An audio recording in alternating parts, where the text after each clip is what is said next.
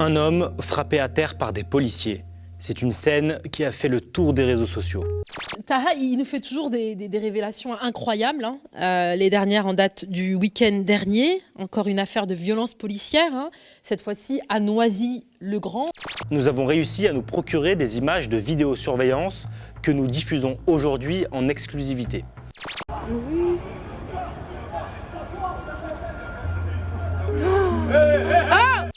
Ces images, nous les avons analysées en collaboration avec l'agence d'expertise indépendante Index.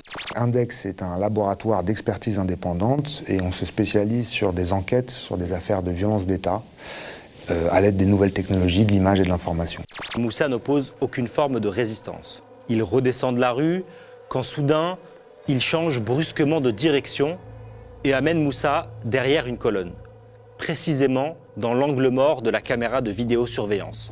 D'abord, dans un premier temps, on va synchroniser ces photos entre elles, ces vidéos entre elles, et ensuite on va utiliser de la modélisation 3D pour essayer de comprendre mieux, de mieux reconstituer en fait ce qui a pu vraiment se passer.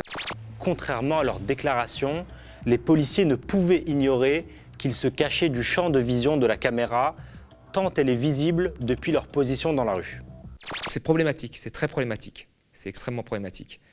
Il y a un jeune qui a été interpellé et poursuivi il y a quelques semaines plus tôt, qui a été relaxé par le tribunal, et donc les policiers, pour se venger en quelque sorte, comme une sorte de punition collective, viennent un peu chercher les histoires dans le quartier.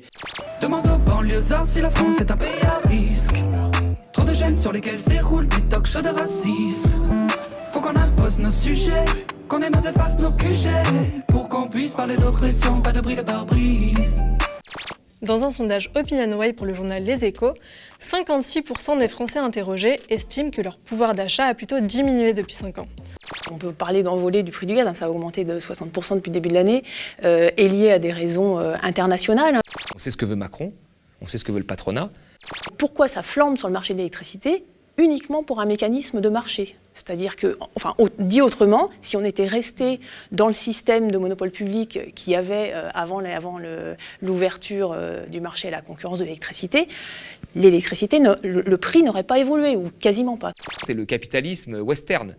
Entre 2009 et 2020, je vous donne des chiffres de Reporter, les coûts du solaire ont baissé de 90%, ceux de l'éolien de 70%, tandis que les coûts de construction des réacteurs nucléaires ont augmenté de 33%. Nous, on nous a vendu ça comme un truc sympathique au départ, alors que c'était un truc qui n'était pas fait par des gens hyper sympathiques. Ce système contre lequel nous nous battons, c'est le même système, c'est un système capitaliste avec ses multiples formes de domination, le capital sur le travail et sur le vivant. Il y a 7 candidats de gauche, je ne sais pas si vous avez compté, 7. Bon. Moi, je leur dis par exemple aux 7. Moi, je ne vous compte pas encore, mais je le suis aussi.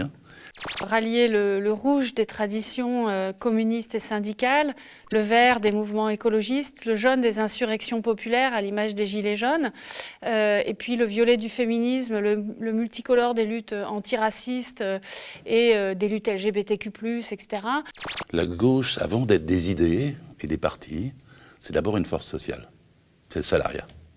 Le salariat, c'est 88% des actifs. C'est ceux qui produisent toutes les richesses et qui n'en reçoivent pas la part qu'ils méritent.